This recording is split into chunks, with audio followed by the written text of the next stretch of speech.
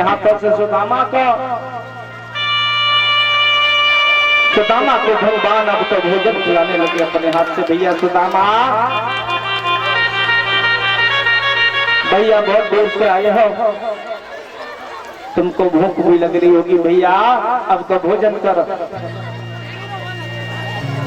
भगवान मुरली मनोहर श्याम सुदामा को भोजन कराते हैं। सुदामा और भोजन का पान करते हैं, भोजन को खाते हैं। सुदामा ने सभी भोजन को और अपनी एक थाली में इकट्ठा कर लिया। बाई में खीर, बाई में सब्जी, बाई में रायता, और सभी मिला करके खाने लगे। तो रुक्मिणी कहने लगी कैसे भगवान के भक्त हैं, इन्हें तो खाने का भी लक्षण नहीं है। भगवान मन में सोचने लगे रुक्मिणी हमारे भक्त का निरादर कर रही है।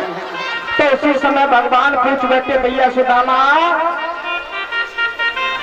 ये दाल कैसी बनी है? सुदामा कहने लगे हैं भैया दाल तो अच्छी बनी है मगर दाल में नमक कम है।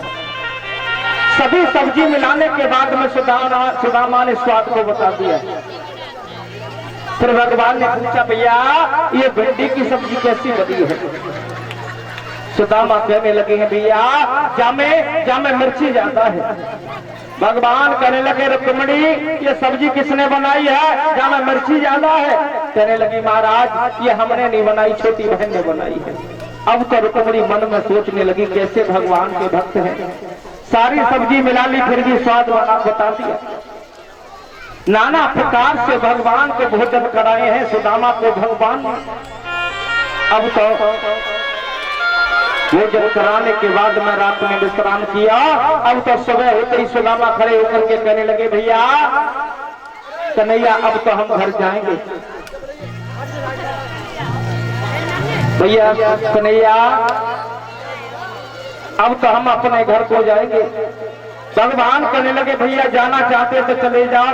सुदामा मन में सोच रहे थे इतना बड़ा आदमी है, मैं घर को जाऊंगा तो मुझको कुछ न कुछ देवेंगे। जब भगवान सुदामा को विदा कर रहे हैं, भगवान की सभी पत्नियां आ जाती हैं 16,108। सुदामा कहने लगे हैं भैया कन्हैया ये सभी किनकी पत्नियां हैं? भगवान कहने लगे भैया ये तुम्हारी बहुएं हैं, ये सभी हमारी पत्नियां हैं। अब सुदामा मन में सोचने लगे हैं 1-1 रुपया देवेगी तो मैं तो पैसा वाला है जाऊंगा।